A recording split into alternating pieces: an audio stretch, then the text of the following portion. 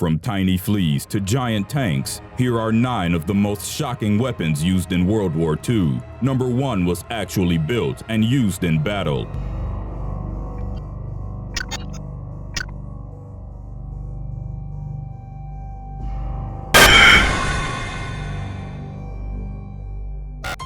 Number 9.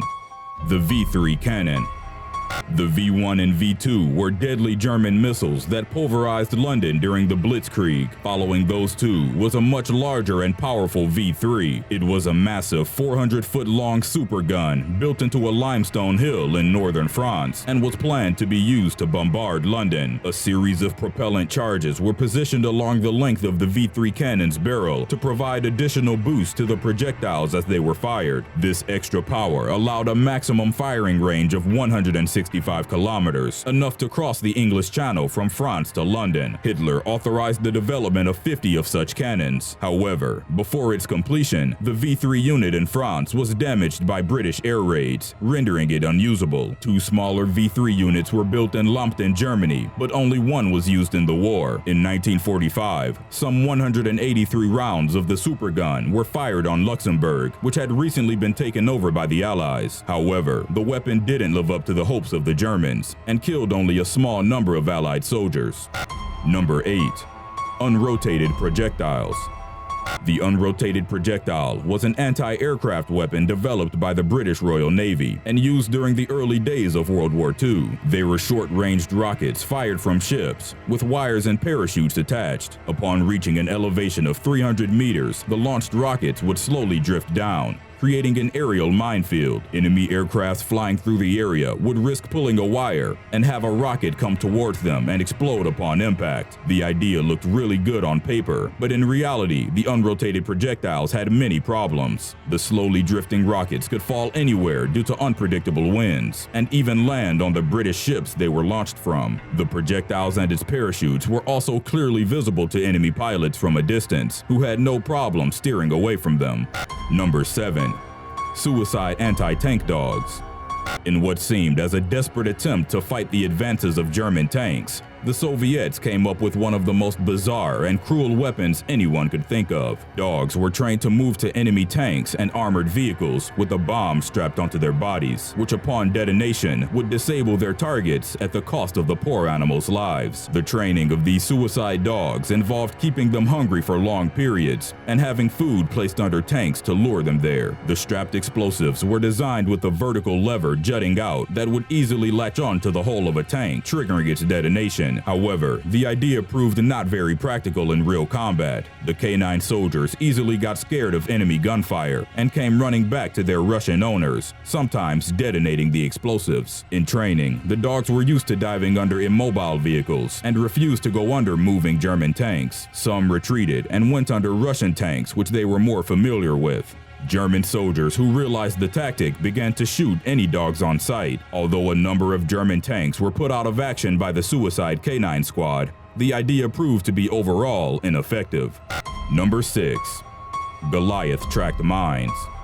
Unlike their Soviet enemies who used dogs to deliver explosives under tanks, the Germans resorted to remote-controlled mini-tanks called Goliaths. Contrary to their name, the little track mines were anything but Goliath-like in size and were dubbed the Doodlebug by Americans. The idea originally came after the Germans recovered a prototype of a French-designed miniature track vehicle in the north of France. They then managed to reverse-engineer the device and create their own tracking vehicle controlled remotely with the joystick and capable of carrying up to 100 kilograms of explosives. They were meant to slide under the hulls of tanks to deliver explosive payloads to where the vehicles were most vulnerable. Early models of the mini-tank were powered by electric motors, but were later replaced with cheaper and more reliable gas engines. The Germans also managed to upgrade the cable-controlled models to wireless radio control. More than 7,000 units were produced and deployed on the East and West fronts as anti-tank weapons since early 1942. They were, however, rather costly and moved at a low speed of just above 6 miles per hour. Still, the idea was advanced for its time, and the Goliath track mines are considered precursors to modern-day robots.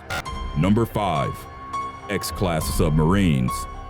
Mini-tanks weren't the only ingenious miniature vehicle deployed in World War II. The British Royal Navy built a series of tiny submarines, only 15 meters long, called the X-class. These submarines fitted a crew of only 4 people and were designed to be launched towards a target area by a normal-sized submarine. The idea was that after infiltrating a target area underwater, the small submarines would then attach timed explosive devices below the hull of an enemy ship. They would then make their escape and meet up with the mother submarine, watching as the powerful blast from the bomb sink the unsuspecting enemy vessel. Some of the X-class submarines played important roles throughout the war. During D-Day, some of them served as survey vehicles that infiltrated the area beforehand, and some acted as light ships to help the invasion fleet land on the correct beaches. The X-class were later succeeded by the revised XE-class submarines deployed in the Far East.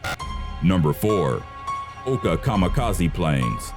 As the Pacific Theater was favoring more and more towards the Americans, the losing Japanese Imperial Army resorted to the most desperate of measures. In a last-ditch effort to turn the tide of war, they developed suicide attack planes known as OHKA, which meant cherry blossom. American soldiers jokingly called it baka, meaning stupid. The OHKA was essentially just a large piloted bomb rather than an actual aircraft. It was unable to take off or fly on its own, had no landing gear, and was armed with a 1,200-kilogram warhead. It was carried to a target area by a larger bomber plane and dropped once in range. The suicide pilot would then steer the OHKA towards an enemy ship, boost the plane's speed with 3 solid fuel rockets, and hit the target at tremendous speed. Diving down at a speed of 650 kilometers per hour, the OHKA is almost impossible to shoot down with anti-aircraft weapons. To the Americans fighting them, the Japanese suicidal act seemed cruel and barbaric. However, giving up one's life instead of surrendering was something rooted in Japanese culture and deemed more honorable. More than 800 OHKA units were manufactured,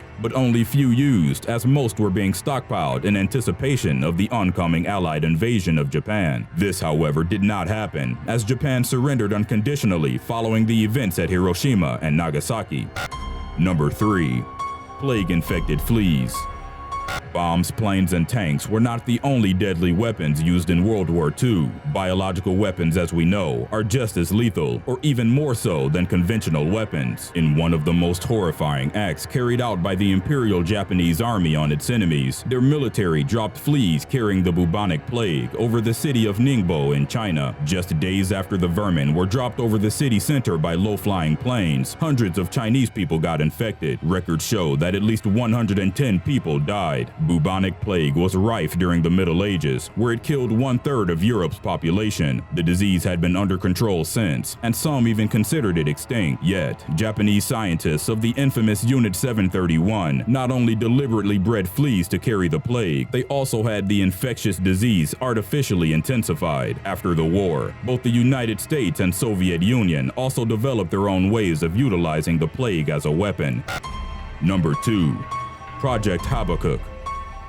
One of the craziest plans thought up during the war was to build an aircraft carrier on top of an iceberg. The idea, named Project HABBAKUK, came from British inventor Geoffrey Pike, who figured that by leveling off the top of a large enough iceberg and hollowing out its inside, a landing platform made of pykrete could be built there. The Allies at the time were looking for ways to cover the Atlantic Ocean with more planes to hunt and destroy German U-boats. Additional landing and supply platforms in the middle of the sea would be of great benefit, which prompted the idea of Project HABBAKUK. After research was done on the matter, a final design was proposed of a giant carrier 600 meters long, complete with an extensive cooling system to prevent the ice from melting. The project, however, was halted due to practical reasons, such as the huge cost involved in building and maintaining such an enormous structure. Conventional aircraft carriers, although less cool, were just more practical in theory. Number 1. SHWERER GUSTAV and DORA railway guns.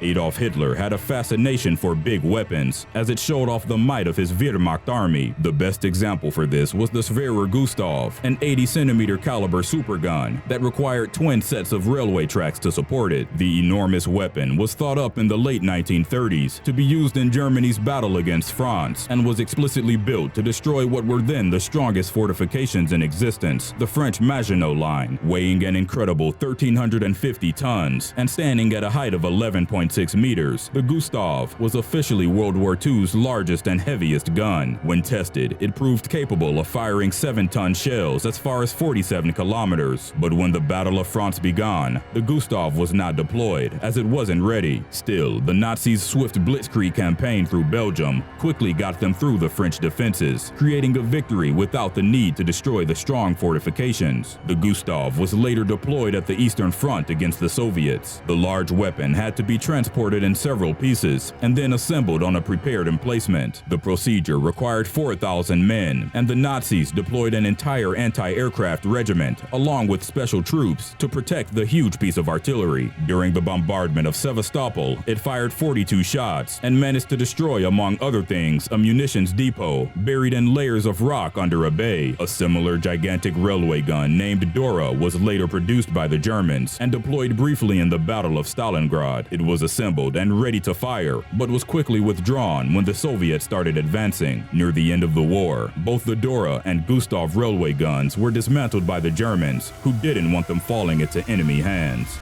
Towards the latter half of the Second World War, the Third Reich Army was in desperate need for more combative power due to the increasing pressure they were facing from Allied forces. They tried to boost the remaining soldiers' combative power through the use of experimental drugs.